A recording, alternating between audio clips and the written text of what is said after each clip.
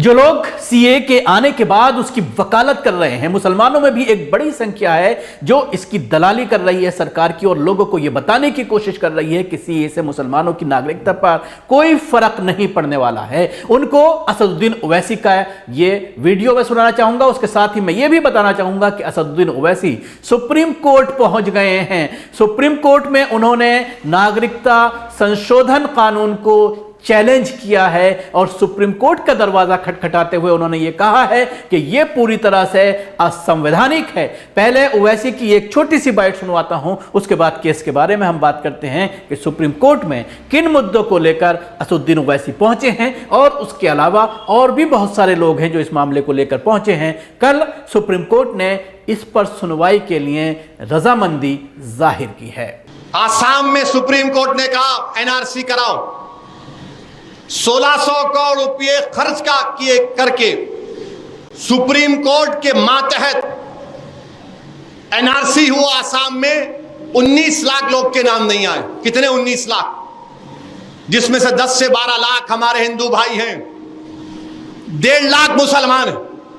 अब जब CAA आ गया तो क्या होगा मालूम आपको? ये मैं नहीं बोल रहा हूं, आसाम के चीफ मिनिस्टर बोल रहे हैं, जो आलाजाद के हेमंतु शर्मा नाम है, बेसु शर्मा, वो कह रहे हैं कि हम CAA से उन 12 लाख हिंदू भाइयों को सिटीजनशिप दे देंगे।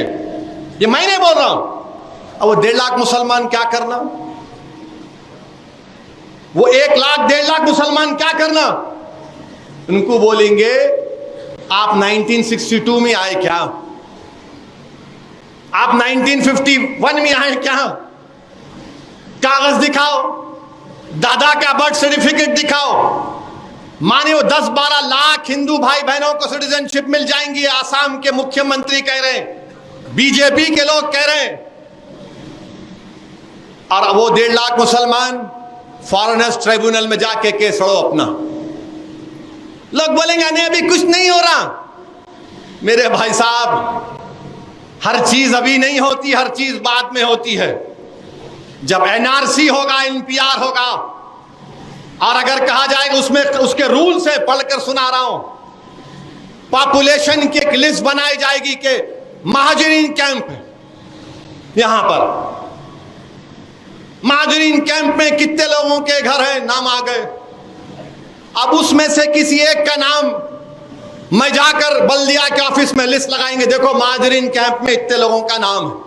कोई भी जाकर बोल सकता ये जैद बकर भारत का शहरी नहीं है, डाउटफुल सिटीजन बना देते आप। उसके बाद उसको यह प्रूफ करना पड़ता कि मैं भारत का शहरी हूं। अब बताओ, ये NPR NRC में नहीं है क्या? अमित शाह ने मेरा नाम लेकर पार्लियामेंट में नहीं कहा ओवैसी जी NPR भी होगा, NRC भी होगा? क्या टीवी के इंटरव्यू अमित शाह ने नहीं कहा NPR NRC? तो इसीलिए हम कह रहे हैं कि बांग्लादेश, पाकिस्तान, अफगानिस्तान से जो लोग आ गए आप बराबर दो उनको, मगर मजहब की बुनियाद पर क्यों? तो देखा आपने वैसे किस तरह से इस पूरे मामले पर अपनी बात रख रहे हैं और पूरी तरह से 16 आने सच है। इसमें किसी तरह का लाग लटलो नहीं है, बल्कि ये एक बहुत बड़ा चैलेंज आने वाला है मुसलमानों के लिए, खासतौर से उन मुसलमानों के लिए जो असम में हैं, जो पश्चिमी बंगाल में हैं। और फिर जब इसको लागू किया जाएगा और इसके साथ CA के साथ साथ NPR और NRC जब लागू होगा तो उसके बाद लोगों को डिटेंशन सेंटर में डाल दिया जाएगा और फिर कहा जाएगा कि आप ये साबित करो कि आपके बाप और आपके दादा यहाँ के नागरिक थे, यहाँ की सिटीजनशिप उनके पास थी। अगर आपके पास पेपर नहीं है तो फिर आप सड़ते रहिए इस डिटेंशन सेंटर में।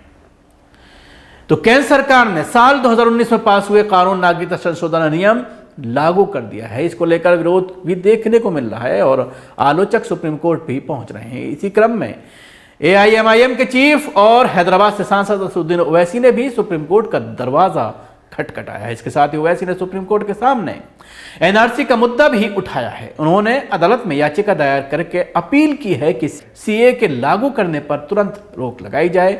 AIM चीफ ने कोर्ट से कहा है कि सीए के बाद देश में एनआरसी आ रही है और ये दोनों का अपवित्र गठजोड़ है। एनआरसी के जरिए भारतीय मुसलमानों को निशाना बनाए जाने की योजना है। असदुद्दीन ओवैसी ने आरोप लगाया है कि सीए से उत्पन्न बुराई केवल नागरिकता प्रदान करने से नहीं है, बल्कि नागरिकता से इनकार करने के परिणामस्वरूप उनके खिलाफ चुनिंदा कार्रवाई करने के लिए एक अल्पसंख्यक समुदाय को अलग अलग करना है। उन्होंने कोर्ट से अपील की है कि निर्देश जारी करें कि इन कार्रवाइयों को लंबित रहने के दौरान किसी भी व्यक्ति को नागरिकता अधिनियम 1955 की धारा 2/1 के प्रावधानों का सहारा लेने की अनुमति नहीं दी जाए, क्योंकि यह नागरिकता द्वारा संशोधित है। उन्होंने अपनी याचिका में कहा है कि संशोधित कानून संविधान की मूल भावना के खिलाफ है। यह आर्टिकल 14, 25 और 21 का उल्लंघन करता है। ऐसे में जब तक इस मामले की सुनवाई होती है तब तक इस कानून को लागू होने पर रोक लगा देनी चाहिए। इससे पहले असदुद्दीन ओवैसी ने सीए के नोटिफिकेशन जारी होने को लेकर कहा था कि धर्म के आधार पर किसी कानून को नहीं बनाया जा सकता है। इस पर सुप्रीम कोर्ट में कई फैसले भी हैं। तो अब ये देखने वाली बात होगी, जिस तरह से कल एक याचिका को सुनवाई के लिए कहा गया था, कपिल सिब्बल के जरिए चीफ जस्टिस के सामने बात रखी तो उन्होंने कहा कि हाँ, हम तैयार हैं अब इस तरह की जो याचिकाएं जो पेंडिंग पड़ी हुई हैं, क्योंकि आपको याद होगा 2019 में जब सीए को लेकर के विरोध प्रदर्शन हो रहा था तो उस वक्त भी केंद्र सरकार इसका जवाब मांगा गया था और केंद्र सरकार ने उस पर यह कहा था कि अभी इसको लागू करने की हमारी कोई योजना नहीं है, लेकिन अब जब यह लागू हो गया है तो तुरंत प्रभाव से इस पर अब सुनवाई सुप्रीम कोर्ट में शुरू होनी चाहिए, ताकि जो एक प्रक्रिया शुरू कर दी गई है सिटीजनशिप देने की, उस पर सबसे पहले प्रभाव से उस पर पाबंदी लगे और उसके बाद इस पर डिटेल में जाकर के सुनवाई हो और इसको असंवैधानिक कानून को कोर्ट के जरिए खत्म किया जाए।